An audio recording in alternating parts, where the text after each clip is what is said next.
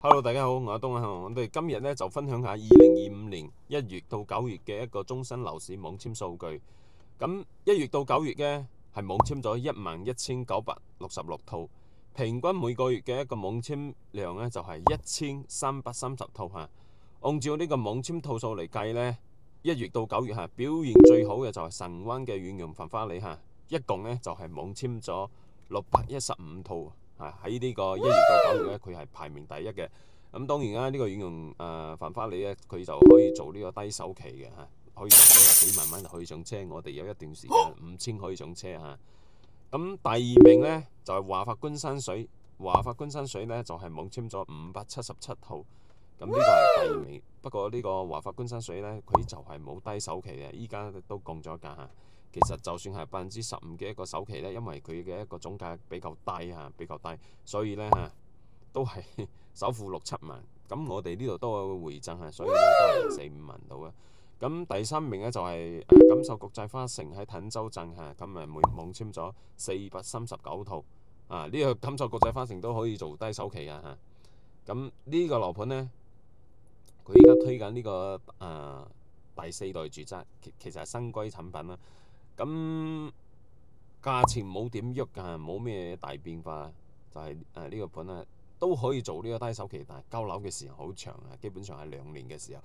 等於你買咗之後呢，就係要幫發展商去你嘅錢咧俾佢去建樓嚇。咁第4名呢，就係金樂上東城嚇，喺東星鎮，喺中山嘅東星鎮呢，依家東星鎮喺並入呢個小林鎮。呢個呢，就係409套嚇，呢一個盤呢，佢就係本地嘅一個剛需盤嚇。中山東星鎮呢，佢就係一個工業區嚟嘅嚇，個工業鎮唔係工業區嚇。咁第6名呢，就係雅居樂嘅灣仔1號啦。咁佢係網簽咗290套嚇，290套。咁雅居樂呢，而家近期嘅雅居樂都好唔掂啊，馬島嘅雅居樂或者係海洋雲頂嗰個雅居樂都有不同程度嘅一個降價嚇，都有不同程度嘅降價。再加上雅居樂呢，好似海欣雲頂啊，佢好多訴訟啊，大家可以用翻大陸嘅喜查去查呢個發展商佢有幾多訴訟。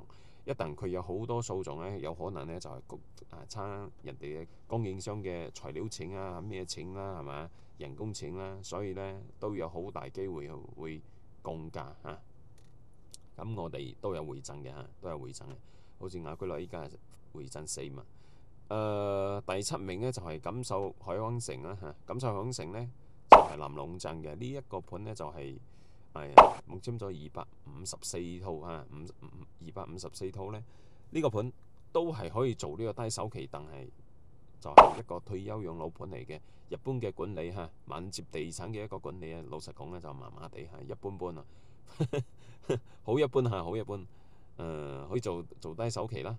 咁第8名呢，就係港口嘅海倫堡九月府嚇，咁佢係網簽咗249套啊。呢個盤呢，前幾日都有朋友仔問我，就係講呢個盤依家6000幾好唔好啊？又喺港口呢，局長上呢個盤呢冇配套，對面呢，就係中山大深人民醫院，就係一個全院科嘅一個醫院嚟嘅，所以呢，都好難抉擇，但係俾你去買嗰啲深鄉偏遠嘅地方要好啲啦，因為如果揸車10分鐘可以去到幾個大商場喺呢個港口站。咁第9名呢，就係華潤人行公園4季嚇，西區嘅一個樓盤係網簽咗246套。咁西區係一直近年呢都有一直調價，要往下調價係嘛？包括佢1期我認為西區華潤人行公園4季賣到最後呢，係一路會調價嘅一路會調價。所以呢，你如果唔急住呢個西區華潤人行公園4季呢，你去再等下呢個盤呢，我哋都係回贈4萬。咁第10名呢，就係滕州鎮嘅益進半島嚇，滕州鎮呢個盤呢，近期嘅一個月熱度呢都唔錯㗎。佢都可以做呢個低首期嘅。咁佢係網簽咗239套239套。咁呢個1月到9月之間喺滕州呢係賣得比較好嘅一個樓盤，入住率都 OK 咁益進半島咧，我哋回贈咧係5萬嚇，係5萬。咁第11名咧就係呢個中澳春城嚇，喺滕州鎮嚇，佢係網簽咗207套。咁中澳春城咧，佢嘅一個產品咧係比較豐富嘅，由2房到第4房、5房都有嚇，所以咧佢好多產品可以選擇。我哋咧依家係回贈5萬中澳春城。咁第12名咧就係萬科金業國際。咁喺古鎮嘅嚇，喺古鎮咧就係中生嘅一個燈飾之都，咁佢係網簽咗200套。咁第13名咧就係最豪園喺火炬開發區佢係網簽咗187套嚇。呢一個盤咧就係之前賣緊2座2廳5房嘅時候，啱開始降價咧就賣得唔錯。後期咧就係發展商自己作死，又升咗價，推一期嘅時候升咗1500蚊左右啊，所以咧近期嘅一個網簽量咧嘅銷售量咧都一般般嚇，一般般。咁最後原因我哋有回贈4萬左右。咁嘉景空城第14名咧就係嘉景空城，咁佢喺滕州鎮咧就係網簽咗183套嚇。買嘉景空城咧就係需要品質啦，需要質素啦，需要管理好啦，需要交樓標準好啊。但係佢嘅一個價錢咧喺滕州嚟講咧就係最貴嘅，就係最貴嘅。我哋嘉景空城嘅回贈係大積嘅回贈8萬，如果係細積嘅回贈7萬，落定即時回贈。咁第15名呢，就係中興智慧城喺馬鞍島嘅，佢嘅交樓標準比較好啊，之前係能過尾嘅，又有高壓電線啦。咁呢個盤咧喺馬鞍島嚟講我覺得係偏貴。到時咧管理我都認為一般般，係因為係細發展商，佢細發展商咧賣完樓之後咧，哇，到時管理後期係一個問題嚟嘅嚇。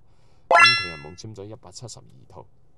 咁第16名咧就係建華龍湖香山頌喺石岐區啊，呢一個咧就係本地人比較中意一個樓盤，因為佢係學區樓嚟嘅嚇，學區就附近咧好多中學、小學小朋友咧去返學咧係比較方便嚇。佢係網簽咗163套嚇。呢一個盤咧我哋係回贈總價嘅1個點。咁第17名咧就係信義城明燭呢個都係東星鎮嘅，都係本地人去消費喺一個工業鎮區入邊佢係網簽咗162套嚇。咁第18名咧就係保利農業啦，佢喺東區喺溫度咁佢係網簽咗146套嚇。保利農業咧就喺東區比較核心嘅一個位置啦。保利到咗年尾咧，我認為仲會再調價所以考慮呢個保利農業嘅朋友咧可以再等下，咁第19名咧就係越秀龍湖天悅呢個係小欖鎮嘅。小欖鎮咧就係中國嘅一個百強鎮嚟嘅人均 GDP 咧就係500萬以上，比較有錢嘅一個鎮區佢嘅一個樓價咧都比較貴係網簽咗145套，大多數咧都喺小欖本地返工嘅人去買嘅呢一個咧外地人好少去買。咁第20名咧就係馬鞍島嘅粵海城，粵海城咧喺馬鞍島，咁佢係網簽咗142套呢個粵海城咧依家都可以做呢個低首期。咁第21名咧就係我哋嘅一個招商將軍府131套呢個招商將軍府咧，哇，近期嚟咧就係經常做呢個假數據，但係1月到9月嘅一個網簽數據咧就係比較一般因為佢哋經常宣傳咧就係一日賣11套賣6、7套但係你真正嘅一個網簽數據佢係比較差咁第22名咧就係保利河江陳悅古鎮咁佢係網簽咗125套呢個基本上喺小欖或者小欖嘅都係本地人買嘅都係本地人買。咁第23名咧就係裕豐名門喺滕州嘅呢一個盤咧係俾好多我哋同行或者銷售號稱係滕州嘅一個4大豪宅喺我呢度睇嚟咧就係一個笑話嚟㗎。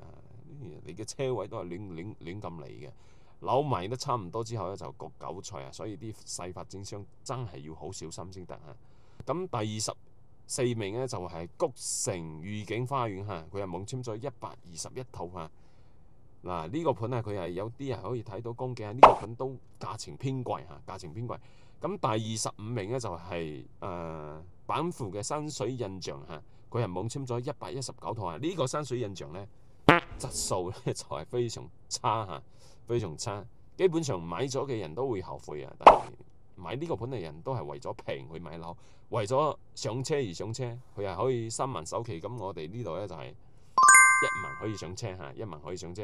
咁第26名咧就係利和文華里喺東區嘅呢個係學區房，就係靠兩邊嘅高速嚇，俾2條快速路包圍住嚇，夾住嘅嚇，夾住嘅。佢係網簽咗116套啊！呢一個盤呢，我認為二手流通性都好差啊。雖然喺東區，但係屬於東區嘅一個邊角料嚟嘅，同隔離嗰個樓盤嚇，朗詩啊，哇！朗詩嗰個三豐系統嗰個費用咧，真係好龍死貴嚇，好貴好貴啊！一般普通家庭咧用唔上啊，因為太貴啊。咁第27名呢，就係健康花城嚇，佢喺火炬開發區，咁佢今年都有調價，佢係網簽咗114套。咁呢個樓盤呢，我哋呢度都有會賺4萬嚇。第18名呢，就係萬科溫中新城同埋元瑞嚇，呢一個呢，就係兩個盤嚟嘅。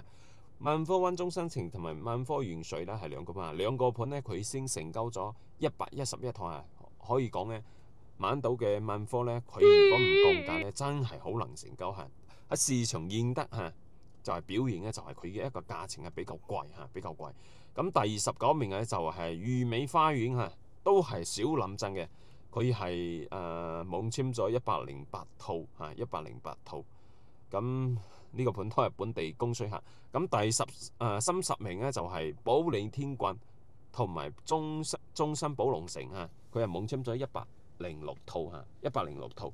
咁呢個係奇宮新城就係冇配套嘅。我認為奇宮新城再降價嘅機會係好大嘅，特別係呢個保利天郡啊，佢價錢呢係好貴嘅。因為保利呢，到年底呢，所有我認為都會再調價嚇。你哋以呢個視頻為準，你睇下呢個年底準唔準確嚇？我哋所有樓盤嚇，全部都有回贈，珠海啊、中新啊，全部都有回贈，所以呢，有興趣嘅可以同我哋去對比下。但我近期呢，有去睇呢個遠洋天主，有幾個客咧同我講下，就係邊個佢有特別嘅優惠係點樣。其實呢啲通通都係套路嚟嘅嚇，都係套路嚟嘅。你好似一個賣西瓜嘅人呢，你問佢個西瓜甜唔甜，佢肯定講我嘅西瓜肯定係最甜啦。如果咁唔甜，你會買咩？係咪？所以呢，有啲人話，你邊個樓盤揾我哋咧？我哋嘅折扣啦，我哋有另外嘅折扣嚇。